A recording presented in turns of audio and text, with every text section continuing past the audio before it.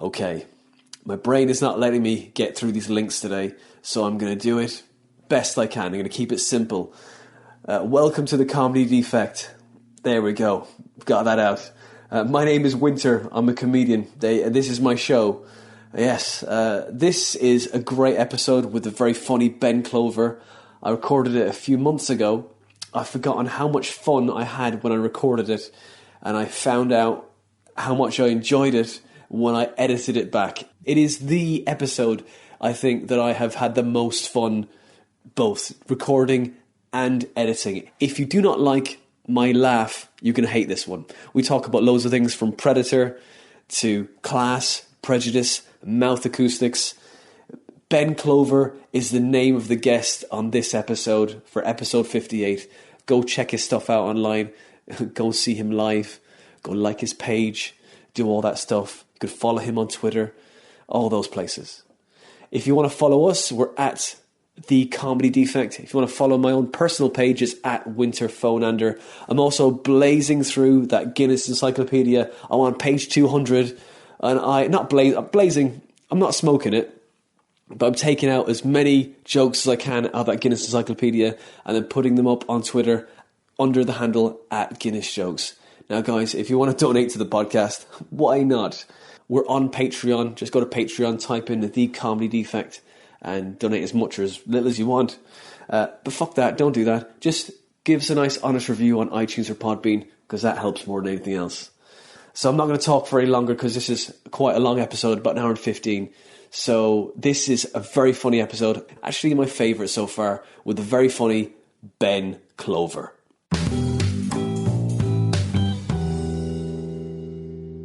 Ben Clover, welcome to the Comedy Defect. Thank you for having me in your house. Thank you for coming to my house. It's miles away from loads of houses, so I do appreciate it. Also, please don't say at any point where and when it was recorded. Fine. Because I'm on the clock. Okay, cool. No worries. For work. I'll say nothing, mate. Although, to be fair, I worked pretty hard. Already done 2 days' work this morning. So, killing it. So pay me more. Anyway. And what is it you do? I'd rather not. No, I'm a journalist. Okay, yeah. In for what paper? They're never going to hear this, are they? See, the thing is, because I'm a journalist, right? I've got slightly addicted recently to reading employment tribunal judgments. Okay. Right? And it's not, a lot of the time, it's boring. Often fascinating. Right? Because you see like a work relationship break down, and quite often what you get to is a kind of like people have been working together for ages, and then they fall out, and you can see management kind of go, we're gonna fuck you up, right? So go over everything, go over, like, check all the diaries for ages. And so I was covering a case the other day of this like psychiatrist in like Brighton, and he moved to Bath, and he'd been there for like years and had a really good, like, he had sort of an understanding with his bosses. Kind of like, look, I do all my work, got all this done, I do extra hours, blah, and in return I get some flexibility. Nothing to run over there. Anyway, like, when he fell out with them, they were like, they hired private detectives to follow him around. They found out he's been spending quite a lot of his NHS paid time taking private flying lessons, and I think the idea was eventually he would fly to and from work, which would be a crazy commute, wouldn't it? Yeah. It might be really cool. I think it'd be really cool. But they really... So I probably shouldn't say, just in case, paranoidly, because like journalism makes you really paranoid, because you cover misfortune the whole time, and you go to coroner's courts, which are specifically about people who've died in unusual and horrible ways, and they make you just way more scared of, like, falling off things, falling down things, having things fall on you.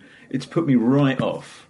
I mean, I wouldn't have been that tempted anyway, but it's put me right off autoerotic asphyxiation, because I've covered 2 autoerotic asphyxiation cases, right? And both times, like, the coroner was like, well, this is what was happening, right? And in neither case, this is what interests me about it, in neither case did they say whether the guy actually finished, because I don't want to know. It's a lot of difference to whether it's a sad story made a little bit happier, or a sad story that's just was a happy ending or a sad ending? Or just, I mean, they're all sad endings, but if it's kind of like, that's better. Like, started doing what he loved, just died not quite doing. Well, and I say guys, they were both guys, because I think either women don't do it, or they're much better. Do you think that's how ghosts are formed? You know. Imagine, you've probably done a gig at some point, one or both of us, at a pub called The Wanking Phantasm. Kind of the onanism ghost. The ghost with unfinished business. It's like, I could just run around for ages, just not able to come. And then, I don't know how. God, that'd be a great version of The Exorcist, wouldn't it? Oh, right, there's a Black Mirror in that. You should write that about. But because it's science fiction, Black Mirror, it's got to be from the future. So what's that? Future ectoplasm, ghost. Lots of ectoplasm everywhere. Yeah, I'm like, it's weird. There's no ectoplasm here. Oh, this ghost must be really pissed off. They call him Blue Balls, and he's been a I think there are some. Now I don't know if I made this. I did a history degree, and I don't know if I made this up or I read it somewhere. Lots of people, when they are being executed by hanging, there's something about the process of being hung by the neck till dead. If it doesn't break your neck or something, like it's supposed to do, if you're just being strangled, awful way to go. So some weird blood thing means men will quite often get erections at that point. I don't know if I made it up or if I read it somewhere, but the legend took hold somewhere that if a man was being hanged on the gallows and he didn't break his neck and he was being strangled and he got an erection, then the erection would point towards the guilty man. Kind of that he was in fact innocent, and it was pointing towards the. I made it up. I can't remember. What's terrifying to me is a man who puts facts out in the world and goes, "I stand behind this." Yeah. I don't remember. Wow. But the thing is, it points towards a guilty man. But only the guilty person will know who the guilty man is and be able to prove that. That's it. It's not like the. And the guilty guy will be like, "It's the wind's blowing in that way." Exactly. Also, I'm very sexy. Yeah. Well, this happens to me a lot. There was that one night in college. He's probably going back. His probably whole life flashes before his eyes. You must get some great stories though for a comedy from doing the journalism. I did a show about journalism, right? Just because it's really fun being a journalist. It's where people try and stick with it for as long as they do, even though the money's terrible. And you meet up with your other journalist mates, and they'd be like.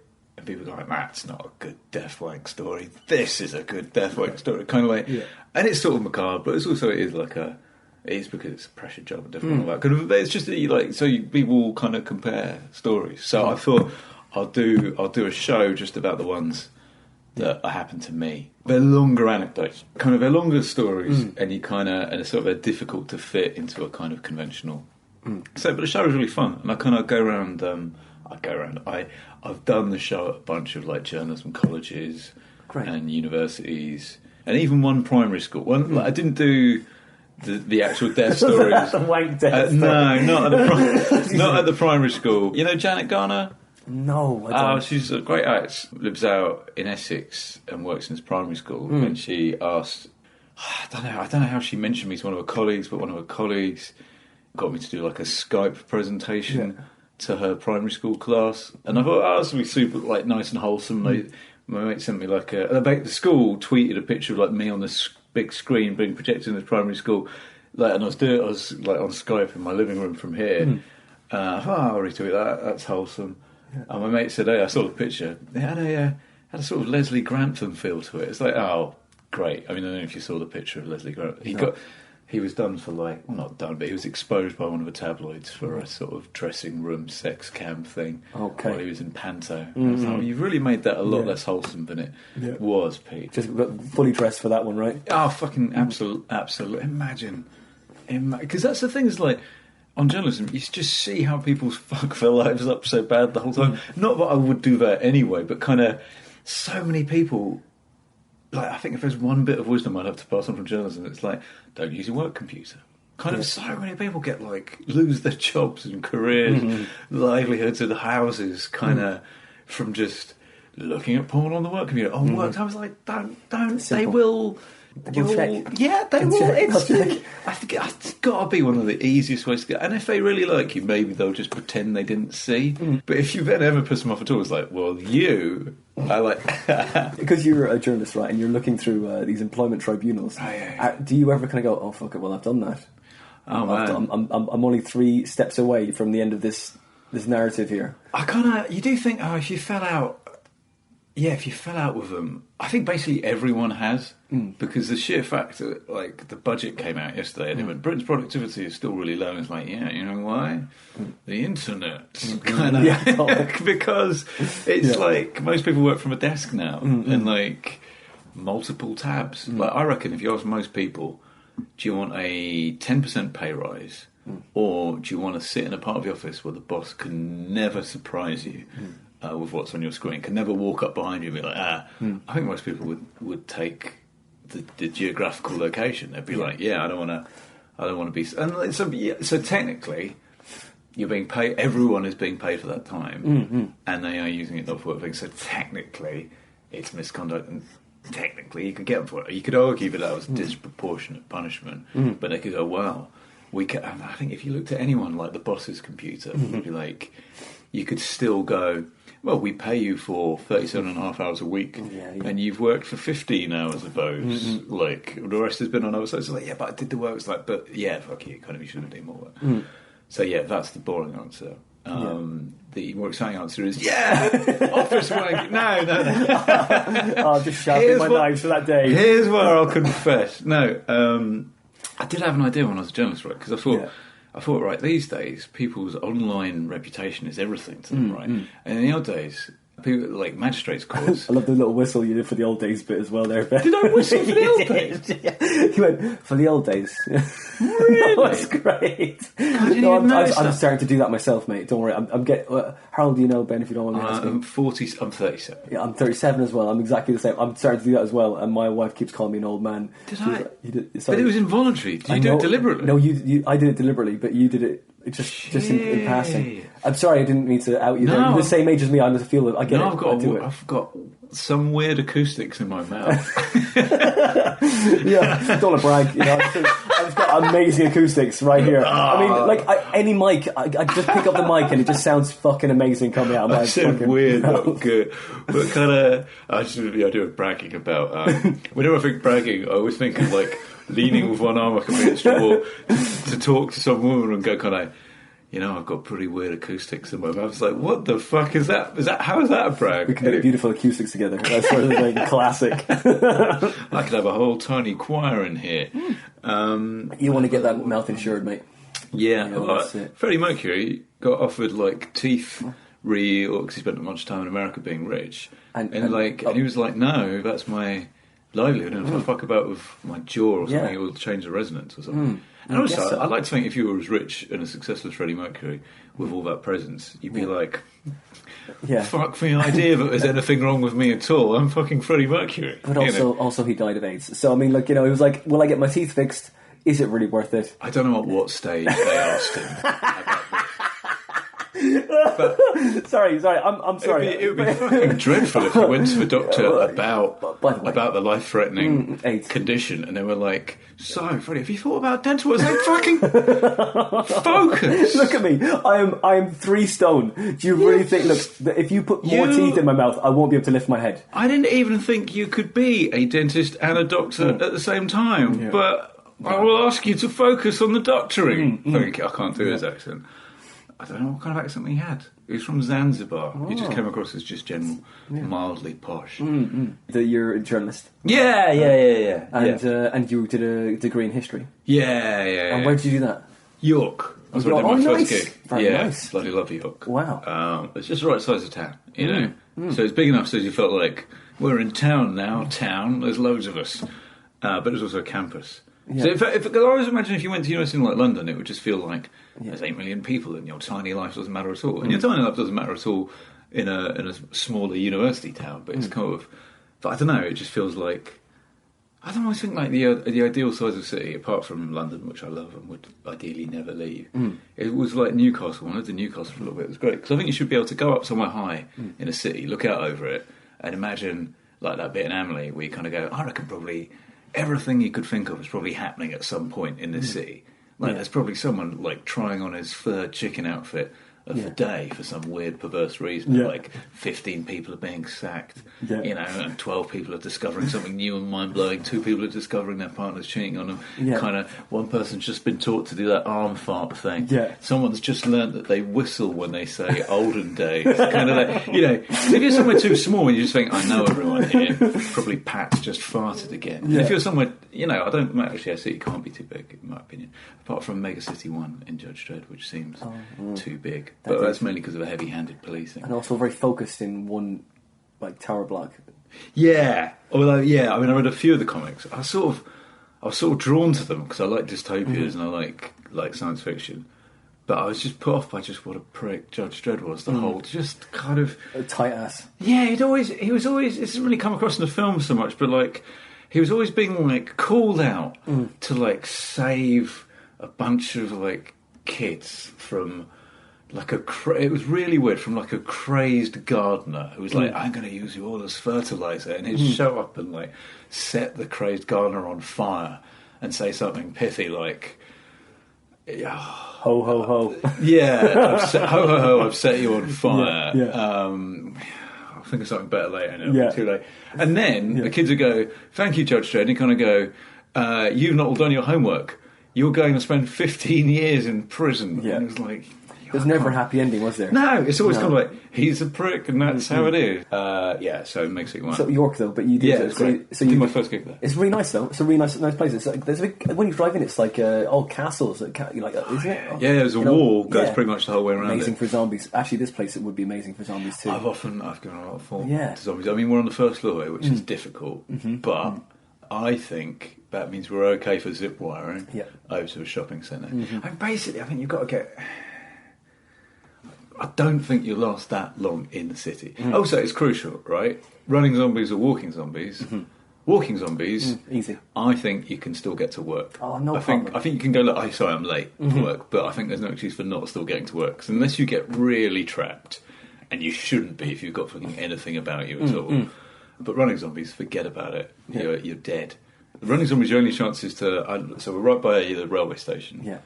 I think I could contrive to get onto the tracks, raised, so like from Elephant Castle to Blackfriars, to the river.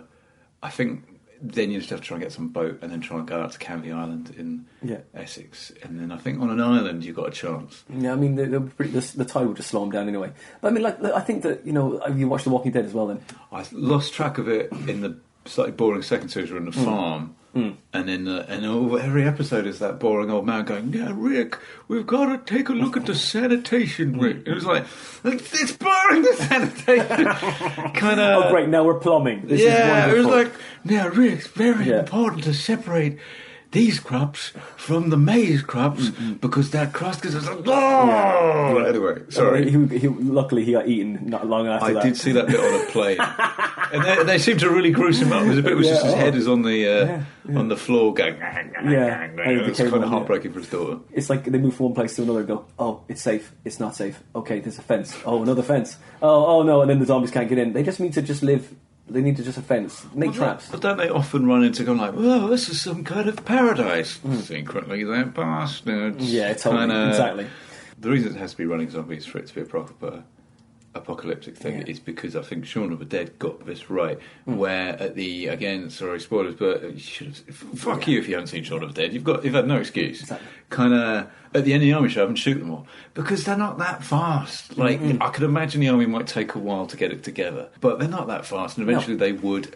And they're really good at shooting people. It's their whole thing. Yeah. So the idea that they get completely overwhelmed is ridiculous. I know, I mean, and like they're going to just have so much fun doing it. They won't want to sleep. In fact, that happens at the beginning of the first ever zombie film, like the George Romero. I can't remember if that's Dawn of the Dead or Day of the Dead or Night of the Dead. It's Night of the Living Dead because day follows night. Anyway, but that ends with that kind of horrible shock ending. But it does show the humans gradually it becoming a weird sport for them. You'd be so over it by now. You'd be just walking on, going, "Oh, it's a zombie." Apparently, people who've seen all of it say that is what happened. I mean, there is a bit where they're in the prison where they're kind of like their day's work is just going down to the fence, going, yeah, exactly, exactly, and like simple flirting, and like they're getting annoyed at the supervisor. Yeah. That's it. Oh god, that's it. Where's my lunch break? Here's my theory about zombie stuff. Right, is why the sudden upsurge in zombie stuff for the last 10 years? And there was not the last big one was like the 70s, really. So apparently, I read something about like vampires will always be around because vampires are basically about sex, a particular kind of like, and also kind of a sort of fear-stroke fascination with predatory male sexuality, right? So I can see that. So it's always going to come up. But the zombie thing, I think, represents deeper fears about like the breakdown of society, the inevitability of death. And I wonder if, here's my conspiracy theory, zombie stuff's been deliberately brought back by governments who are trying to soften us up to the idea of the mass slaughter of shambling, unarmed people. Because kind of, world population's going to hit like 10 billion in the next 35 years. And like 40 years ago, it was less than 3. I'm going to have those numbers slightly wrong. But they are horrifying. Yeah. Right, in terms of like, how are we going to support all of these? So kind of, just in terms of Malthusian demographics, it's going to get a bit awkward, and I wonder if all the zombie stuff, which features small groups of armed people shooting in the head, thousands of shambling, moaning, slowly moving, hungry creatures, stroke, who look a lot like people. I wonder if it's supposed to soften us up for that. I thought that wasn't theory for me, wasn't zombies. I thought it would be Netflix. I thought Netflix would do that because I thought it was like walking around because luckily I don't have Netflix. I'm a pirate, and I just fucking like there's so much to watch, and everybody's watching all this. Some of it's absolute pure shit, and I'm going. I'm not wasting my life watching that shit. I've tried a couple of episodes, and it's dog shit. I'm not gonna duke it out. I don't need got nothing to prove to me or anyone else anymore. You know what I mean? Like, well, the golden age of television is the only thing holding together most relationships these days. It's kind of like, there is only one more season of Game of Thrones, and then we're really going to have to take stock of what else we have in common. Kind of go back to go like, hey, remember the first season of Game of Thrones? Yeah, that's when we just met. Like, we wake up, we watch Game of Thrones. Pumping this shit into our heads, and we're like, then where the fuck are we going to go from there? I just like the term. I don't like the fact that we're starting to accept the term content. Kind of going, that's some great content. It's like, don't say, call it, be more specific. Content is just like, it's all just pond scum. That's what we'll all end up eating when it'll be like corn, like when there is 10 billion population, it'd be like, look, sorry, no one can afford to eat pork, everyone's going to have pond scum. And that's all there is. Like in sort of Matrix. green style. Yeah, exactly like that. But like, it's just such a horrible, unspecific term. Like, and when you use it for like anything that means anything to you, you kind of think, do you remember when you're growing up and like your mum would read you some bedtime content? You'd be like, what was your favourite bedtime content when you were growing up? It was like, kind of like, so what's your marriage content going to be that you say to the vicar? When you're getting married, it's like I just don't like the different content because it's been used to debase journalism and debase comedy. It'd be horrible if you came off stage with great content, mate. Mate. Not great. I heard someone else comparing the other day. What's his name? Otis Cannoni, like great one-liner, great guy. And I was walking off stage, and like that section had finished. I had this lady kind of go, his content was so dense. No. And I told him that, and he was like, oh. So if she's comedy, she said, he's a thick cunt. No, I think she meant it was. Like, there was a lot of it, but like, his content was so dense. Man. I was like, what else are we going to use content for? Kind of like, I'm afraid he lost 2 pints of content in the accident. What blood group content is it? Anyway, it's just too much, isn't it? It just doesn't mean anything. Again, the words begin to become absolutely meaningless.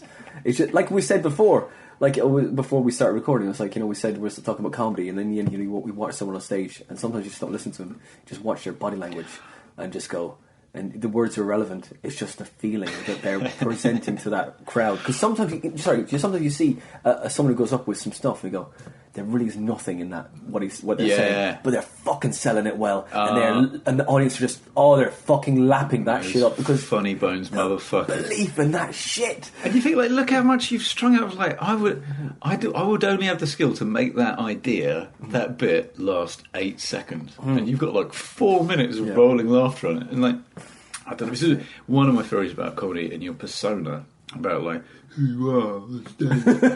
God, I should do that voice, but I hate. But like, you've got to say it like that when just to make who you are. No, I feel bad that I said that like that. I think every time it's said, it should be said like that, because then it makes it okay. Or you can be journey. It's like, nevertheless, my theory. I apologise. Nevertheless, my theory is that when you're having a really good gig, and you actually have to wait for the laughter to finish before you go on to the next joke or bit of joke or bit or whatever. My theory is that the face that you have on, or what you are doing while you wait for that's your persona, right? So if you do a joke and it's like, oh, now what's the deal with hula hoops? Like, why not have other shapes? If it's some kind of observational thing, much better than that, and people laugh and you're waiting for it. If you're kind of stood there kind of going, huh? Yeah. Your hands like, yeah, what? Because sometimes people kind of, there's like extra laughs where people go, oh yeah, and he's doing his quizzical face. You see like loads in Edinburgh, like people's like, and they're scratching their head, the two hands in either direction. Yeah, I'm like baffled guy, or sort of like slightly cross baffled guy, like, or perhaps I'm like handsome, confident guy who's like, I think you'll find that's a point. Yeah, truth bomb guys. There we go. Yeah, or sort of like kind of weird innocent, kind of just like. I genuinely don't kind of. There's someone who's going to do feigned misunderstanding jokes. Completely lost boy. Yeah. So it's like, well, my mother said kind of there's something feigned misunderstanding. I'm doing the perfect face for that, by the way. Yeah. Who are you? I don't know. This is a consistent problem. that was Geordie. It wasn't learning disabilities. No, I don't think you were doing learning disabilities before either. Oh, good. Not at all. I wasn't saying you were. But you need to acknowledge it, don't you? Because sometimes you'll say pretentious things and you kind of. And it's weird. It's like this bit of your brain that kind of goes. You need to make it. You need to distance yourself from this. You were doing overly educated, pretentious guy. That's what you were doing. Yes, it wasn't. And if it sounded like a disabled guy, that's just a coincidence. Some of them are posh. Yeah, exactly. No. It's all that inbreeding. I was trying to get a bit together about basically. I was thinking about. As a white middle class guy, everyone wants to hear my views on race, gender, and sexuality. Why not? Everyone's like, "Why would a white guy talk your about fault. Let's fix it." But I was thinking like the really scary ones on any of those fronts are the people who are like, no, but science backs me up. Kind of women are just biologically evolved to not want to be paid, or like the kind of they're the really scary ones. The ones where people are just like.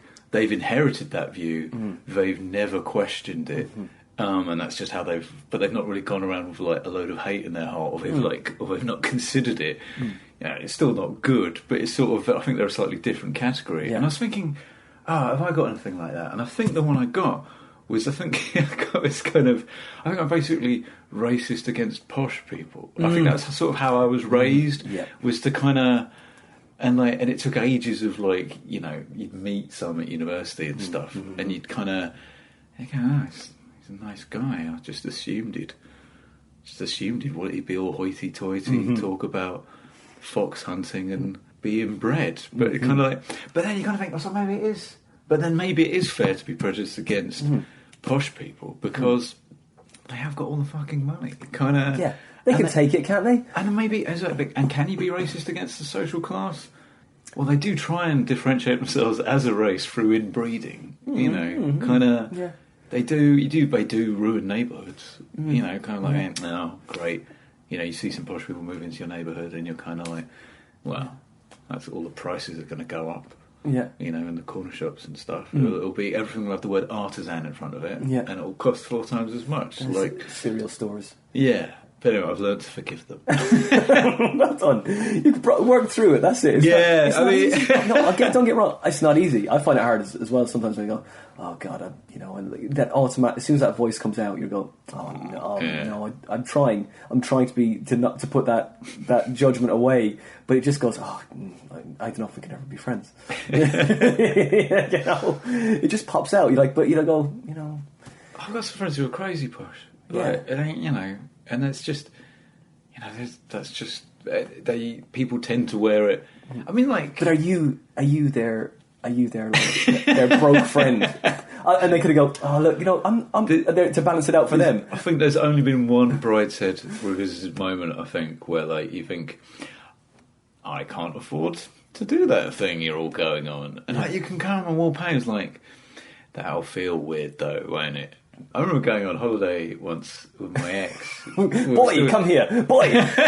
yes, master. Where would you like the suitcases? Oh, matching luggage. Where is it? I want to put my feet up, squat down, slapping you with their flat cap, and then they're abusing you later, and they're kind of like, bring me another boy. This one's split.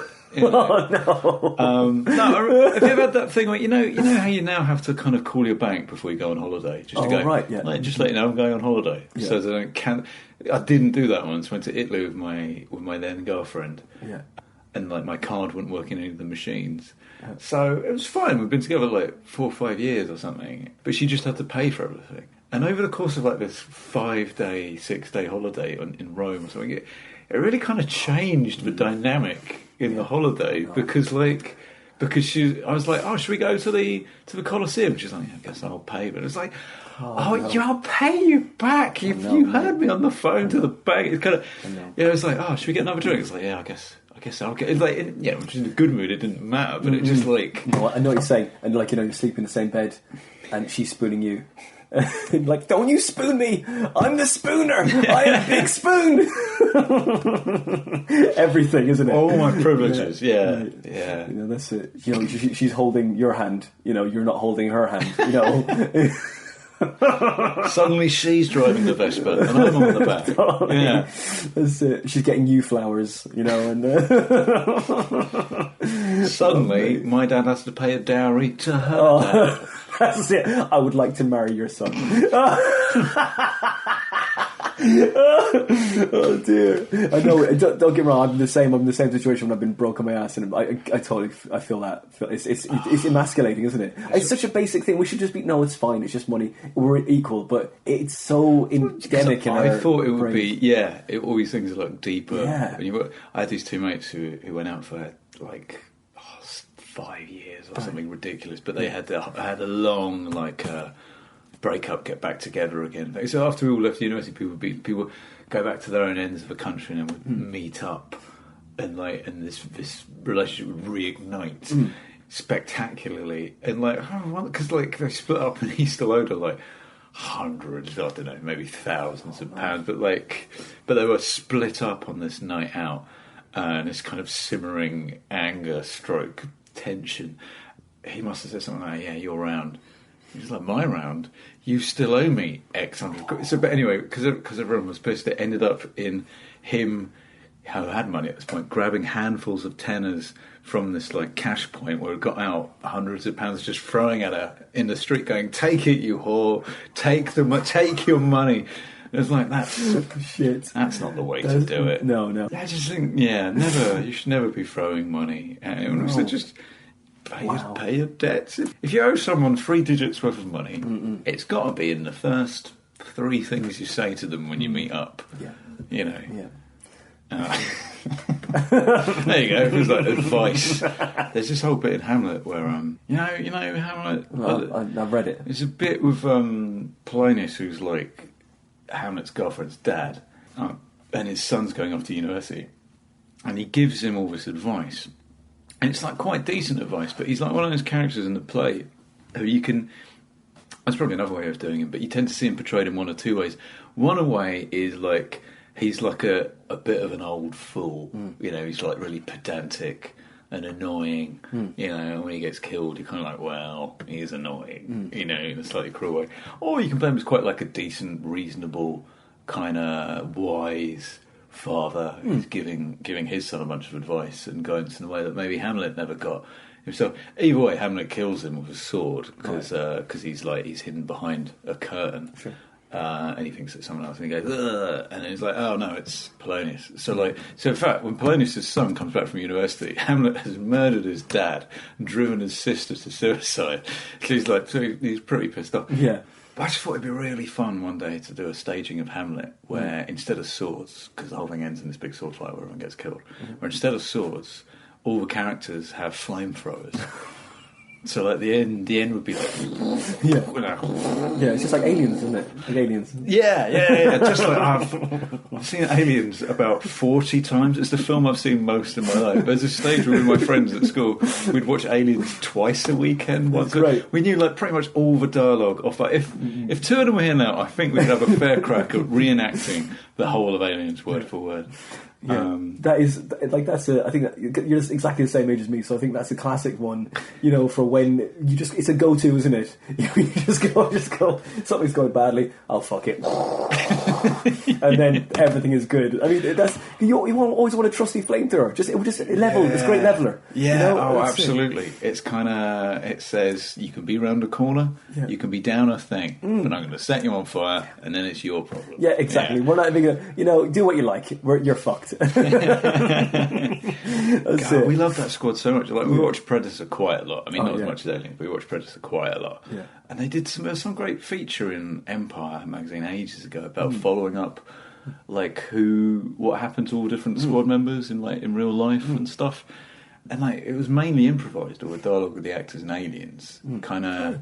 And they really did a great job of like bringing quite a lot of character to them, even with just like a couple of lines. Like the two guys with two people with heavy machine guns, Vasquez and Drake. By the way, that Drake song where he goes, "You used to call me on my cell phone." Right. Yeah. You're kind of like most people use cell phones these days. Like if you don't specify, I'm going to assume it's your mobile phone. If you call it, if you said I'm going to call you on my landline, that'd be quite different. But anyway, you still get the impression that Drake and Vasquez are in love a little bit, and they're the ones with the heavy machine guns who sneak the ammunition in, even though they're told not to. Yeah. And like all the arcs are really nicely done and very like subtly done. I mean, maybe we just over reading into it because we saw it 40 times. Yeah. But anyway, the squad from Predator had like Jesse the Body Ventura. Yeah. He's the governor of fucking... Yeah, he was like Vermont or something. Yeah. Or he was for a little bit. Arnie became governor. So that's two governors. Yeah. In the one squad. You know the Red Indian guy? Yeah. He was like a porn actor. He was like a famous porn actor. The guy who gets his arm shot off, that's Carl Weathers from Kung Fu Fighting. Everybody was Kung Fu Fighting. And the really cool guy who goes crazy when his mate gets killed and actually tracks it down and gets the 3 dots on his forehead. Yeah. That guy's like an avant-garde New York playwright, right, who just took the odd role in Hollywood films because he had this amazing presence to like fund his kind of super avant-garde cutting-edge theatre thing. Oh yeah, and the guy who's always making the pussy jokes, that's Shane Black, the guy who wrote like Lethal Weapon, kind of Kiss Kiss Bang Bang, The Nice Guys, Iron Man, the good Iron Man film, kind of. Which one is that again? I can't remember. I haven't seen any of them. The actual mask, but it's the one he did. Is that the one with the mask? I think it might be 3. Okay. So I don't know. I've only seen 8 minutes of it. Yeah, just like and that eye started bleeding. Yeah. Oh really? No, it was sad. It's really sad. Oh. Yeah, it's no one dies. No one dies in the end. My skin may be iron, but my heart is still flesh. What a lumpen metaphor. I guess it just looked good. Well, I think often when people are doing films, they kind of think, let's talk in terms of iconic images. Yeah. I quite liked... it's form over content now. Yeah, I can see it's a visual medium. I saw some interview with J.J. Abrams of the new Star Wars thing saying we want to start the new Star Wars film of just... when Luke gets his hand cut off the lightsaber in Empire Strikes Back, we want to start the new film just with this like frozen hand still clutching a lightsaber just spiralling through space. And you think, that's a cool image. It's like, I bet Disney wouldn't let you do it because it'd be too upsetting. Didn't Spaceballs already do that? Did they? I don't know. Spaceballs with the Hoover hand drifting through space. Oh, right. God, I've watched these films far too much, man. but so you did your first gig in York and in York University? Yeah, sort of. My mate started running a night in the cinema in town, and he got all these great acts along, and he needed open spots who were like a mix of people from town, like losers from town and losers from university. And someone I knew did it. He got someone from my year, and they were terrible. I was like, well, if they can do it, this gringo's going to give it a go. And it went all right. Yeah.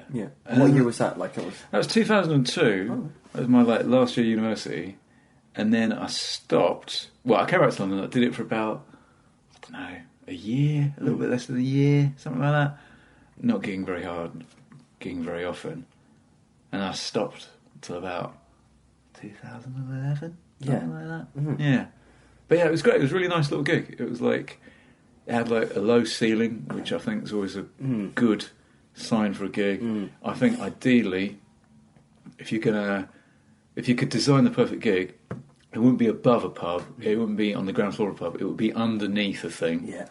Basement clubs, it just feels like you're going to a different world a bit more. You can forget the outside world a bit more.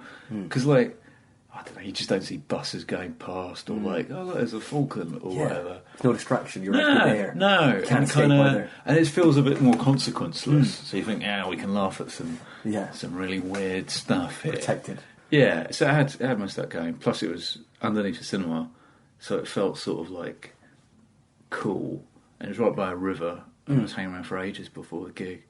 And like when in your first gigging, your bladder can plague you. So I had to like fill, I think, at least one pint glass with urine and throw it out the window into the river. And I was like, well, this is that glamour I've read about. Rock and roll. Yeah. Part of me thought, I could go out there. Pint glass full of piss. It was like, I don't know what you'd say. Things kick off, heckle. But carrying it, people wouldn't necessarily know it was piss. It's true. Do you remember your first joke? No, I'm trying to remember. It was quite like most people's first sets. It was quite like joke heavy. You know, it wasn't like doing loads of crowd work or something. So just on like, if I had taken out a pint glass full of piss and not told people. Because that was going to be my first time I did the Gong Show at a Comedy Store. 35 seconds, terrible. Right, second time I'd done loads of work. I was like, I will beat you, and I actually did it. I took my like a little CD player, sort of. It looks like a little boombox thing. I took it with me. I thought, what I'll do is I'll go up on stage, I'll put it down next to me, and just start doing my act as normal. And if people are weighing it up, you know, if I'm at like 4 minutes 20, they'll be like, well, I do want to gong him, but I wonder when he's going to start doing his rap or whatever he's doing. And so I had it. I was waiting for him to call my name to go up, and I was holding it, and I was like, this is fucking stupid. So I just left it, and I was fine that time. But I did think it would be a plan. But then I thought, then you have to carry it everywhere. It's just like it's like a crutch. Yeah. I think I had a bit about Sex and the City was very big at that time, and how you would hear women you knew kind of go, oh, which one out of Sex and the City do you think I'm most like? Which one out of Sex and the City do you think I'm most like? And they never go, you're most like Samantha. You're a whore. You know, like, no. But saying, it's a classic, women are like this, men are like this. Because I think it's going to go, men are just the same. Because women will go like, you're most like Carrie. No, you're most like Carrie. No, you're most like Carrie. It's like men are just the same, but just with the A team. Yeah. You know, we go like, you're almost like Mr. T. No, you're almost like Mr. T. Fool. You know, it was pretty weak. Yeah. But it was alright. It went alright. Cool. I can't really remember. There was sort of weird one-liners mainly, which I wish I could remember because I think some of them were okay. And also, when you first start, you're sort of, I'm going to do the inverted commas posh wanker voice. You're a sort of heightened version. You're the purest version of yourself at that point because you haven't had it beaten out of you by what works. Yeah. You've not realised quite what a twant you are. so you are a purer version. And I think that's what you do. Is you start off like that. All that stuff gets beaten out of you, and then you come out the other side of hack. Yeah. Hopefully, as a sort of reborn. Yeah. Jaded, bitter. Well, no. Hopefully, it's like someone with all the same things that first made you want to go into it, but having learned something, having been on a journey. And so, like, how many shows have you done now for Fringe? Christ! Oh, for the Fringe, or either. So, how many shows have you done? You've done you've done that. You say you got your journalism. That was the first one I did my own. I did the journalism one. Then I did just this. I say it was a straightforward stand-up show. It's called Mystery Gimmick Stand-up Show. Right. I had 3 mystery gimmicks. Then I did one last year, which is about this weird thing. Okay, I'm intrigued already. What's the mystery gimmick? What was the mystery gimmick thing? Yeah, 2 mystery gimmicks. One was, at some point I'll get someone out of the crowd, and I put a mask on them, of my face. But they don't know it's my face. Right, and it's got eye holes poked out in it. so they can see through it, but everyone else can see it's my face. Yeah. Right. So then I get the person who's wearing the mask on my face. They've got 3 questions to ask the audience to guess whose face they're wearing. Yeah. Right. So normally they'd ask things like, "Are they famous?" And people would go, "No," and they a really hurtful things. It revealed a sort of masochistic side of myself. Yeah, right.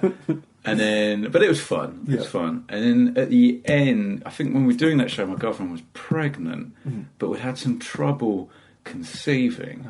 Right, we had a point where like we didn't know. I had to go and get a sperm sample basically to figure out if it was my problem. But then we were pregnant, so it fucking turns out I'm loads fertile. Anyway, got loads of anything fertile. That's why I've had to leave the EU, because I was busting up the whole market. Anyway, there's too many people here. Right here. That's what I mean. Right there. Just saying, I've got a whole civilization. Anyway, way there you go. I don't know why. I've got to be mailing it. Got to be mailing that accent. Yeah, you got to be mailing. Yeah, I was just like, I'm very fertile at the late. Anyway, but so we hadn't decided what to call the baby at that point. For the finale of the show, I said, "So what I'm going to do?" I told them like we haven't got an idea for the name of the baby yet. So what I'm going to do is I'm going to sing, and to symbolise the difficulty of a conception process, I'm going to sing Whitney Houston's "I'll Always Love You," and the first person who can hit me with a thrown shoe from the crowd can name the baby. Yeah. And so I started singing and like swaying. So I got quite good reactions, you know. So and then like and people are like, what are you talking about? And then like someone kind of gingerly throws their first shoe, and I kind of duck it, and people are like, oh, hang on. He's serious, and you see people like taking both. People very quickly got into throwing. Also, there's like I've got quite a lot of footage of like just this shower of shoes kind of coming in, and me trying to dodge them as best I can. There's one on my Facebook of someone, you can see him because the shot's taken from behind. You can see him really carefully weighing up sort of my pattern for weaving, and he throws it really hard. So I did that underarm gesture, but I like overarm gets me square in the balls, and, and you fall straight. So I haven't been hit that hard in the balls with something probably since school. And I took a course, and then, but like I forget, but like if you hit hard enough, that you just go down, just straight away. Kind of. Did you cry? I don't think so. Good work. I think I was too adrenaline. Fair play. At that point, but kind of. Yeah, it was pretty. So that was the 2 gimmicks, and then the 3rd gimmick at the end, I gave everyone got a mask on my face. Great, because I thought the idea was I'll take a picture, put it on Facebook, and then if everyone tags themselves as them, but with my face, we'll break Facebook's facial recognition software. And it didn't quite happen like that, but I also thought it'd be a good advert for the show. People would be like the black and white photos of my face. It led to this weird afternoon where me and my girlfriend had like printed out we'd got printed rather like. Whatever it was, 1,000 cardboard cutouts of my face, and I just spent like afternoon just like poking my own eyes out with a pencil, just like next, and the idea was like people would leave a crowd, like the street would suddenly be filled with like people with this face. And I got some really nice pictures from people, like just like groups of people out taking pictures like of themselves with the mask on. Kind of, my mate stopped someone about 3 miles from my show in a mobility scooter with one of my faces on. Great. I got one from a BA flight crew. But it's just like these 4 stewardesses, kind of like on a plane, all in the face. It was really sweet. It was really fun. That's nice. Fun. That's it. Because you're having fun doing the show. You want other people to enjoy it more than just that show. Yeah, that's a great idea. Yeah, it was. Yeah, I probably never will come up with another gimmick as good as that. Yeah.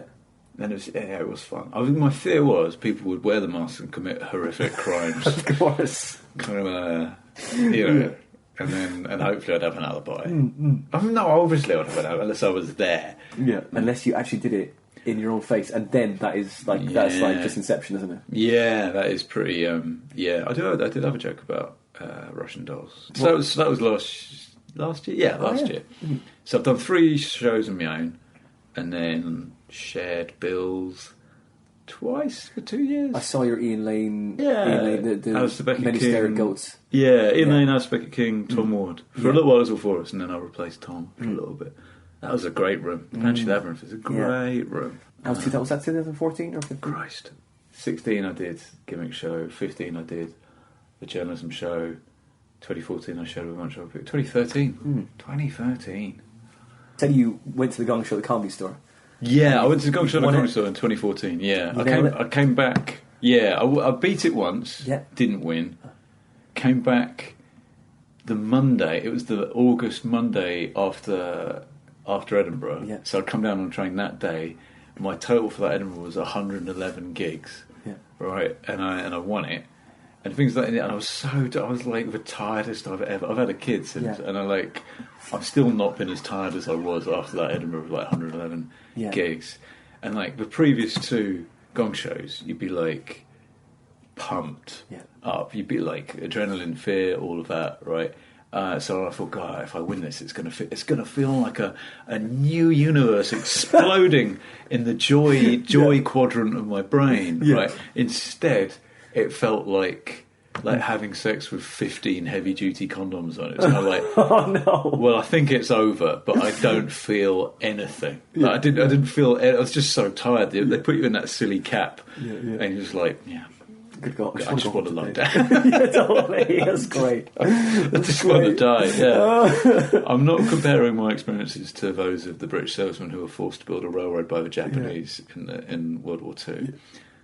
No, hang on, I am doing that. I'm saying it's just like that. Yeah, I'm surprised they got us to build that railroad. We're terrible at railways. Yeah. But anyway, different point. And so, what's the future plan? In 2018, the plan is to do a show, maybe 2 shows. I think I've got venues lined up for 2 shows. Sorry, yeah, it will be 2 shows. One will just be a stand-up show. The other one is called Fondue Seance Comedy Show. Right.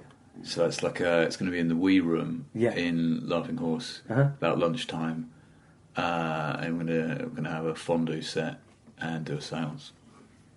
So hopefully it'll attract. It will be like a sort of Venn between people who want to eat a bunch of cheese and people who want to contact the dead. Yeah. So I think that will be. Yeah. And hopefully people who've just come for the cheese won't.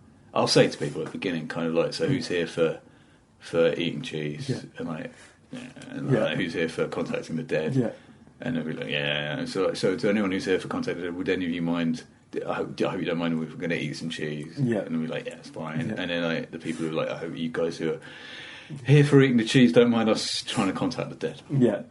I think it just be I just think it's a small room. And I've done shows in that room the last 2 years. And it's so much fun. It's kind of it feels it's so intimate. It's about that. I've been in disabled toilets bigger than that, and it's just I've had some of the gigs of my life in there. It's just I had one gig in there which is sort of. I just get back to a question I want to ask you, right? But I had one gig in there where it's sort of, I can't remember if we were all wearing the mask at that point, but it got to sort of what I want my comedy to be, which was about 10 minutes of like really sort of hysteria, sort of weird atmosphere, hysteria sort of laughs kind of from all of us, of just like pointing and shrieking in this sort of like ritualistic kind of way. It was really weird and really fun, and kind of I don't think you could have done it in any other room. But I was like, we were talking about like the sounds you make or the face that you end up wearing when you wank, or the laughter die down. Like if you realised in the course of going out doing gigs and stuff that say after by accident one time after doing a punchline you went like that, and people laugh. And then and you can see this sometimes, like little children do it, like they make adults laugh at something, and then they say it again, and it's like, no, you're blowing it, kid. Imagine if you went and people laughed, and you were like, oh, doing it, and people laughed again, and then you thought, I'll fair it up, and you went like, and people laugh, people were like losing the shit. If basically you could go on stage and like smash kind of like tears of laughter, people falling off their chairs, but just with meaningless kind of silly noises signifying nothing, meaning nothing, like a cheat essentially. Would you be content to do that? Would you be content to travel the world playing vast arenas, just going and having people go like kind of bringing undeniable joy to tens, hundreds of thousands of people. I don't imagine anyone would buy the DVDs, but like live and kind of and incredible riches to yourself. But it's essentially just meaningless noises. Isn't that what? No, but like that's yeah, I guess so. But isn't that a catchphrase? I sort of. That's is. a catchphrase. That's again because that.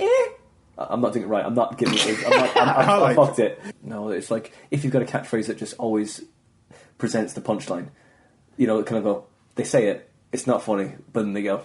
You've already set up who you are. Yeah, and you go, yeah. What am I like? That's just the thing, isn't it? Really.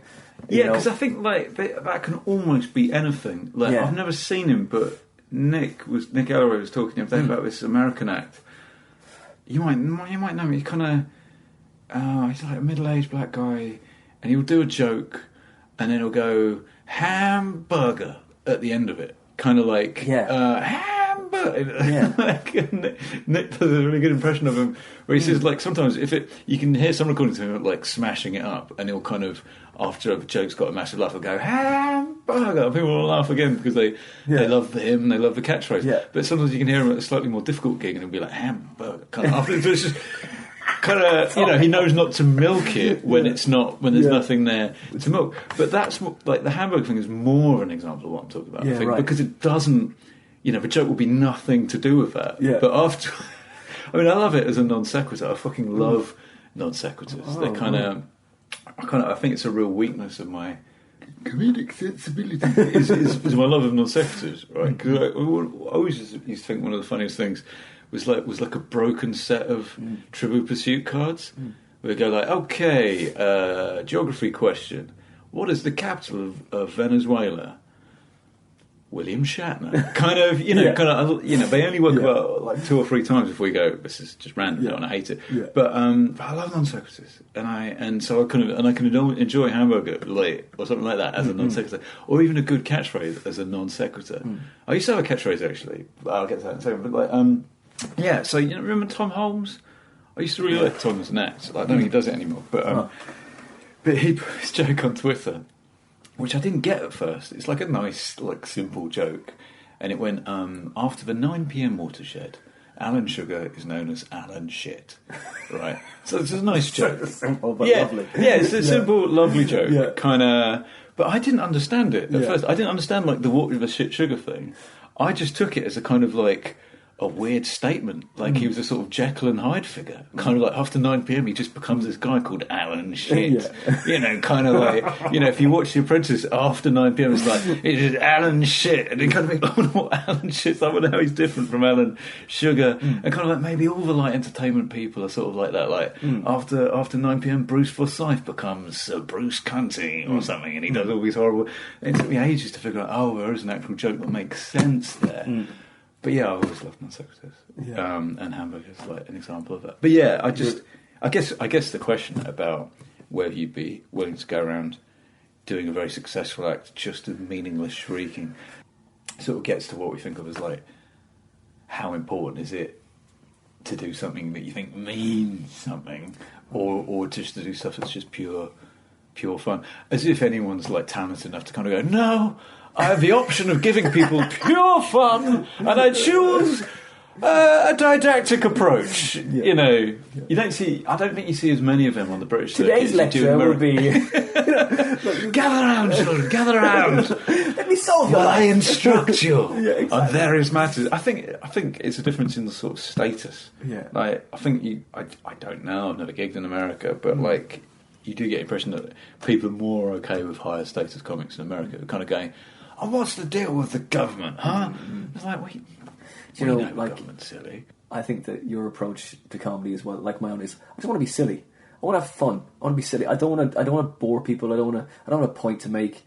Look, there's nothing that I can say is going to change the fucking world, So I'm just kind of going, look, I want to make this moment that we're having as interesting and as fun and as silly as possible. I'm going to enjoy it, and hopefully you're going to enjoy it as much as I'm going to enjoy it. And fuck it, I'm going to still enjoy it as much as I can. You know what I mean? Oh yeah. So like, but that kind of point making thing, like, it's all fine. But I see so many fringe shows and stuff doing this now, and I'm like, I get it. Fine, but you're preaching to the same people converted. We've all learned something. Yeah, but I don't care. Like, You have learned something. You found this out while you're doing the show. Good. Couldn't you just have written that in your diary and then fucking come out with some jokes? Yeah, and then killed yourself. Yeah. You know what I mean? Okay, you're a horrible person. Someone would definitely read it. Then you're like, oh, I wonder what. That's pretty deep. They might even read it out. You feel it's like stand-up is such a solipsistic, self-indulgent act, but it's sort of like standing in front of people wanking, kind of going, well, I hope you're all learning something. Yeah. It's like, actually,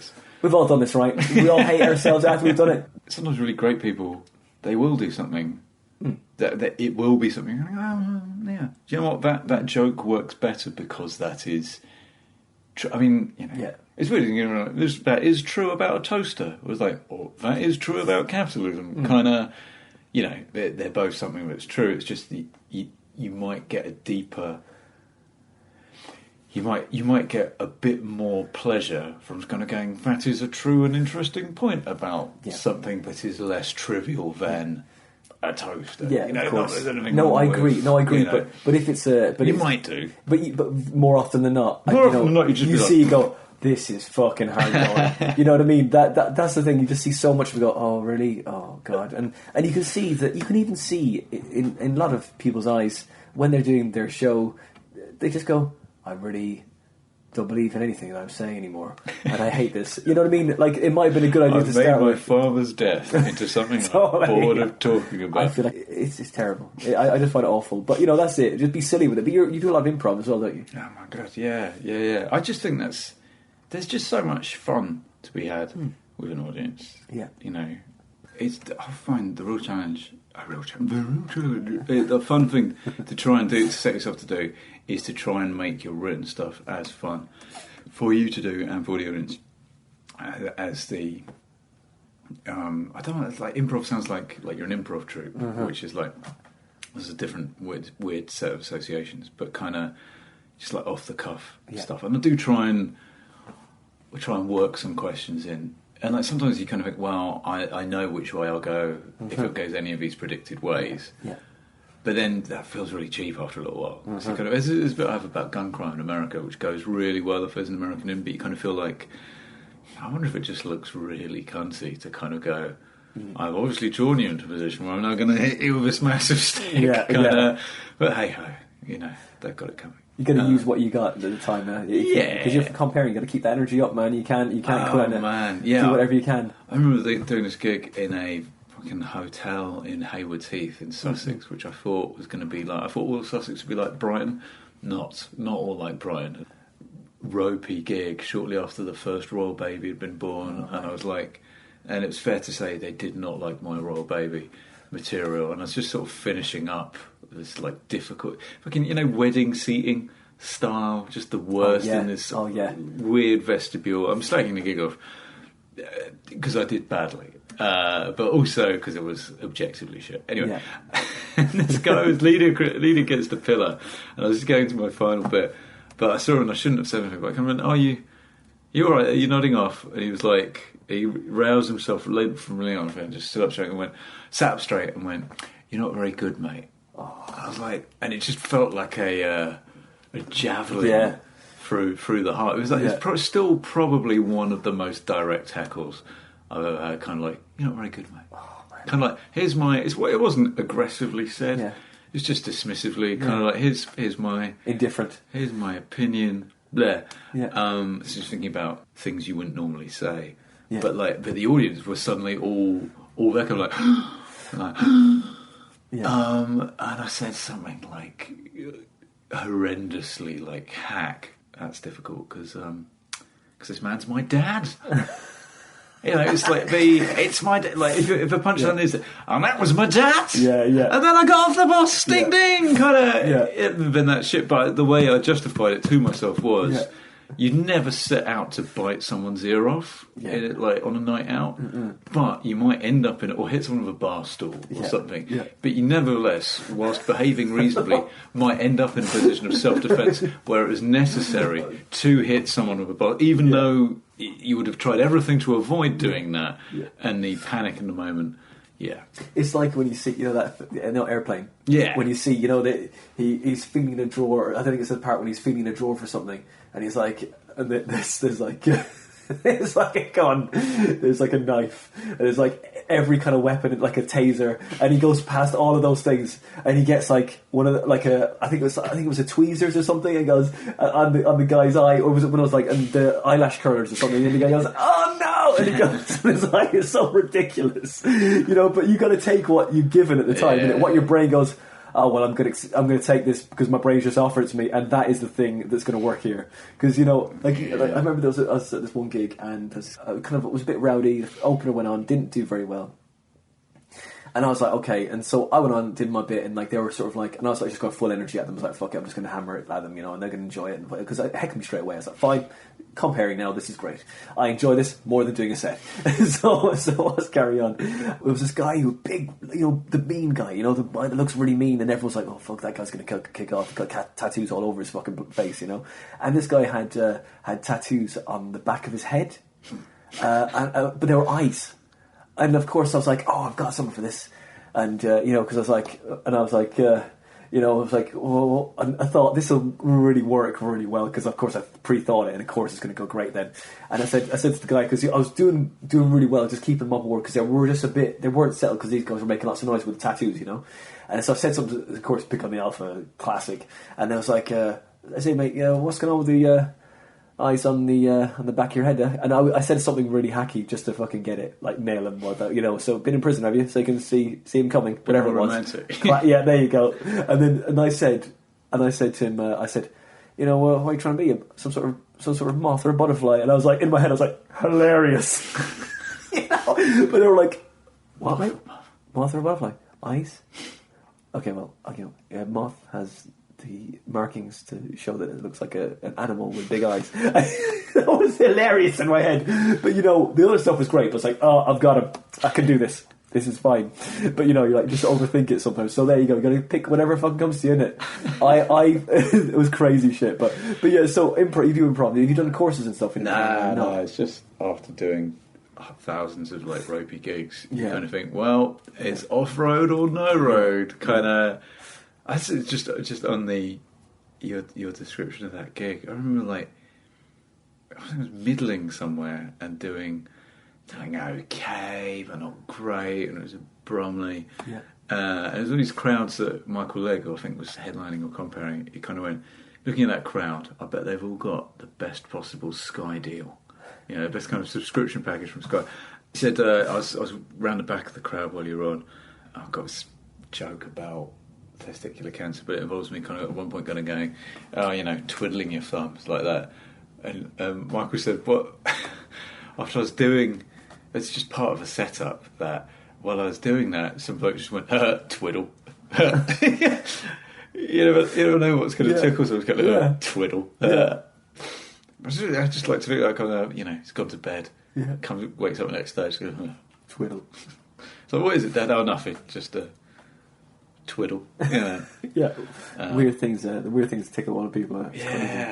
Yeah. Or sometimes I wonder if with him it wasn't so much that he found the word twiddle particularly amusing. It's just kind of sometimes people feel like I feel like I should react in some way. Yeah. I was comparing on Saturday, and one of the acts pointed out, see that couple on the end. Look, she always after each joke she always looks at him before she laughs, which is really odd. It's like, the things that you notice that once you notice you can't, it becomes the entire focus of your... Yeah. They're a nice couple. Like, he made swimming pools, he builds swimming pools for rich people. And I was like, so for who? And you really got the impression that, like, because the wife volunteered all of this information, he was just very quiet. Mm-hmm.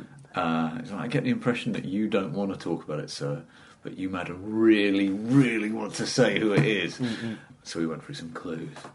Yeah, it was fun. I really. It wasn't Barry. Michael Barrymore. Yeah, Michael Barrymore was it.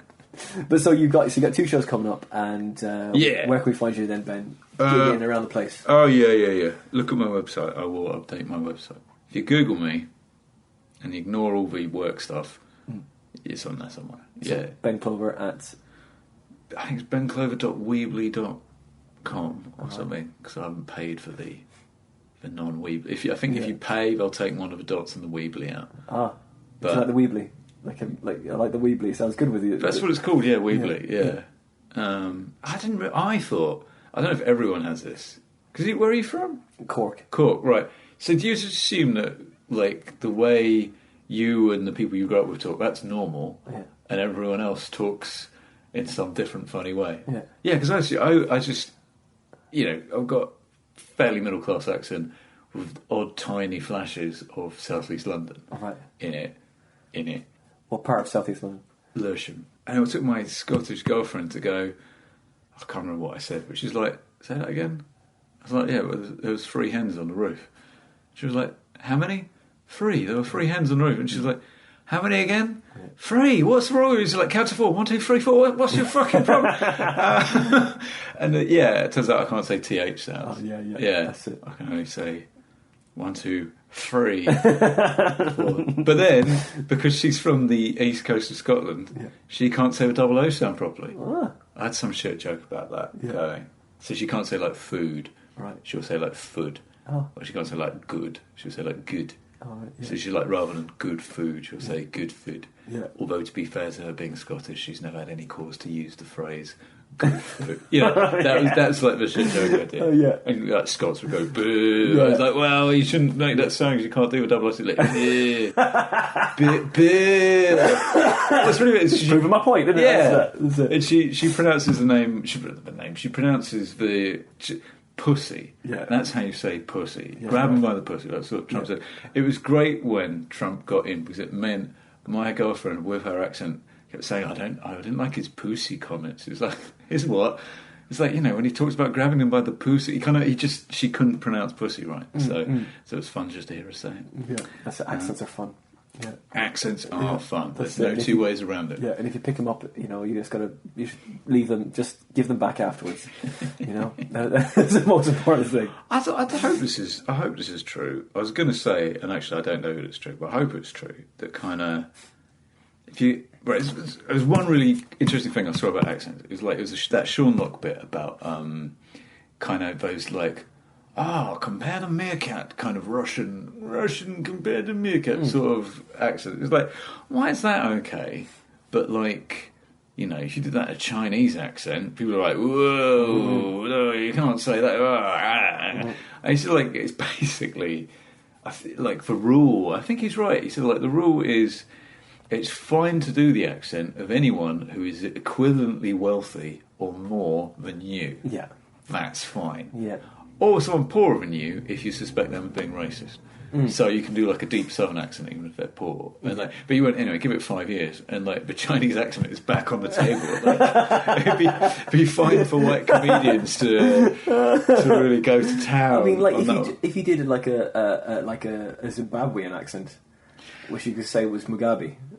I think if someone's like an actual I do a very brief impression of Nelson Mandela in my set sometimes, and I think because of the way the bit is, you sort of are allowed away with it. But I still think if you did it for any length of time, people get a bit uncomfortable. Yeah, that's true. I think you could maybe get away with kind of going, I'm terrible at accents. Kind of going, I'm so bad at accents that what you guys haven't realised is for my whole of my set so far, I've been doing a very broad Nigerian accent. And just no one's realised because I'm shit at accents. So the thing I was going to say, I hope it's true, is like, I hope surely everyone can recognise it's fun to do accents, right? And I think if you hear someone doing an accent, you've got to think, does he have hate in his heart? Exactly. This guy. It's the intention. It's always the intention, isn't it? Yeah. And you kind of, I don't know, like if I was gigging in Ireland and and I'd say some funny thing happened, you would think, am I as an English guy gonna do the voice of whichever Irish person I'm interacting with in an Irish accent or not? Because that's probably only going to wind people. I don't mind people, and also I'm so bad at accents, so that's very quickly going to become what the bit's about. Is kind of so where is this guy from exactly? But they'd like to see you try. They would like to see you try, but not really really commit to it. As in, like fully commit. As in, like the New York copper accent from What was that shit film? Oh my god, with Leonardo DiCaprio, the guy. Gangs of New York? Yes, thank you. I read a thing about Gangs of New York saying they should have just cut out all the DiCaprio bits, leaving just Daniel Day-Lewis, and retitled it The Crazy Adventures of Bill the Butcher. Yeah. Oopsie daisy! Yeah. Like, oh, man. Crazy. Imagine Daniel Day-Lewis was your dad. Yeah. Him just, cobbling. Can you just be my dad for 5 minutes, for God's sake? Imagine it's a role, Daniel. Yeah. I'm sure he's a great dad. Your last the Mohicans for 2 years. And my left foot, Jesus Christ, the shit we had to clear up after that. I read this thing about him, like, when he was doing Gangs of New York, all he would do was shoot and go to the gym. And he would spend all time not shooting in the gym, like pumping iron or whatever it's called, listening to Eminem, right? And that was all. And then he'd drive back to his hotel. And that was it. But it's like, so even in that quite narrow life he was living, he was so deeply in character, so aggressive as the Bill the Butcher guy, that he got in something like 3 or 4 fights just between the gym and his car. Like in a period, like, the fuck are you looking at? Kind of. Yeah. And there's such an Italian guy going, yeah. What are you talking about? It's like, oh, now we're fighting. Okay. Crazy. Still, it doesn't make me want to watch it. I wonder if there is an edited version. So, we could find you, Ben, on your Facebook and all that? Twitter. What's one on Twitter? It's at Ben Clover _ Right. Just at Ben Clover is just stuff about the NHS for my day job. Cool. Facebook, the website. Yeah, the website. Ben Clover at Weebly. Yeah. Ben Clover Weebly. Yeah, just I think if you Google me in comedy, it should come together. It should come up. Yeah. And so you're doing your show at the Fringe next year, 2018. Yeah. In the Wee Room, and one in the Wee Room, one with C venues. Yeah. I don't know quite where that's going to be yet. And that's called. What's the other one called? Doesn't have a title yet. It's a title. Probably have to. No, I don't have one yet. I don't know. I'll have to think of one. Right. You have to basically look at what. I don't know. Like what stuff you've got. What are you doing next year? I'm going to do next year. Yeah. Cool. How long have you done every year since? No, I haven't. I've done this will be my fourth year going in a row. No. I got married last year, year before last. Congratulations. I just had to take a year off. Thanks, but had to take a year off. It's their fault. No, but it was great. No, it was good. It was amazing. It's brilliant. But it's the best wedding. But like we had smashed it. Absolutely smashed it. 5 stars and. Outstanding. We're rating our wives at this point. It'd be weird to rate your partner and the marriage. You might be going like, I've got to rate it. It's a 5-star partner, yeah, 2-star marriage. It was outstanding for me. My wife hasn't rated it yet, so she's going to leave her own unbiased review. Thank you for coming on the Comedy Defect, man. I really appreciate it. It was great. We enjoyed it, man. Cheers. I feel like we should shake hands. Yeah, it feels right, doesn't it? I know, even though it's a podcast, but shake hands. We're hugging now. This is one of those podcasts where you then murder the guest. Okay.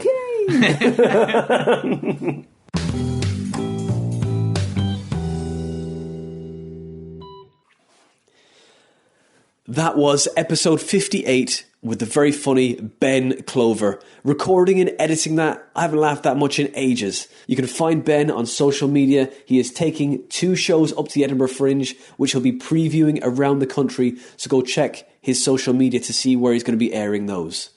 You can follow this podcast at The Comedy Defect. You can follow me at Winter Phonander. You can come see my live stand-up gig dates, which will be on my website, which Danny Climbs has not quite finished editing yet, which will be on my website, which is winterphonander.com. You can also donate to us on Patreon. Go to Patreon, type in The Comedy Defect Podcast, and donate as little or as much as you want. But why not just go to the reviews in iTunes or Podbean and leave us a nice, honest review? Because it really helps. Now, as I said, words are hard at the moment because it's early in the morning on the Wednesday morning trying to get these links done. And I've had a busy day. I have got other things that I've got to do after this. I hope you enjoyed Ben Clover for episode 58. Next month, we've got an equally funny guy for episode 59, and that is Trevor Takabi. Until then, February's over, guys. We've got March coming up. Spring soon. It's going to start warming up. I'll see you in March.